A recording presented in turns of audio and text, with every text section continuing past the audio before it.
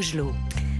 6h53, direction Bordeaux, parce que tout l'été, on suit les bons conseils des libraires de Mola, la première librairie indépendante de France, qui est aussi notre partenaire pour le 6e été consécutif. Et pour cela, bien sûr, on retrouve Stéphane Place. Bonjour Stéphane. Bonjour Lionel, bonjour à tous. Alors, un début de semaine dans un grand éclat de rire, et pourtant c'est du polar dont vous nous parlez ce matin, mais pas de ceux qui nous hantent et qui gâchent parfois le sommeil, bien au contraire.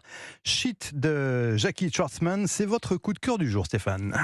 Oui, alors je vous le dis sans embâche, moi j'ai kiffé grave, bouffant, ricanant, gloussant, plié en deux du début à la fin de ce polar qui est hilarant, bourré de formules savoureuses que vous relisez juste pour le bonheur de vous marrer une seconde fois.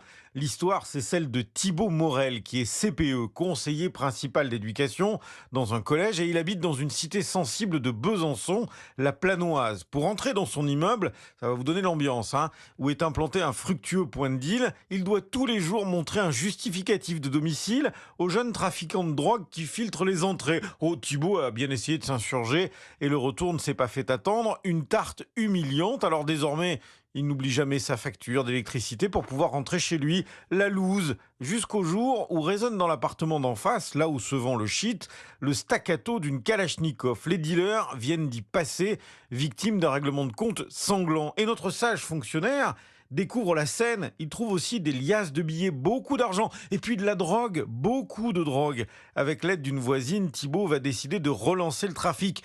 Mais avec les gains substantiels, comme on dit maintenant avec la bouche en cul de poule, ces deux-là vont jouer les Robins des Bois et aider les plus démunis du quartier. Shit, c'est une poilade garantie de 300 pages, et cela fait un bien fou, mais pas que. Roxane Lemignon, libraire chez Mola. C'est-à-dire que c'est drôle, mais en même temps, il y a quelque chose derrière. Beaucoup de sujets de société qui sont abordés, la place des gens dans les banlieues, la misère, le déterminisme social.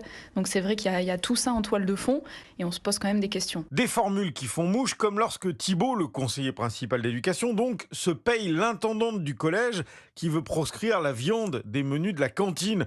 Sophie, la pensée magique qui nie l'évidence de la chaîne alimentaire, qui a suivi des études, obtenu un concours, mais son cerveau reptilien a cédé la place à un cerveau Walt Disneyien.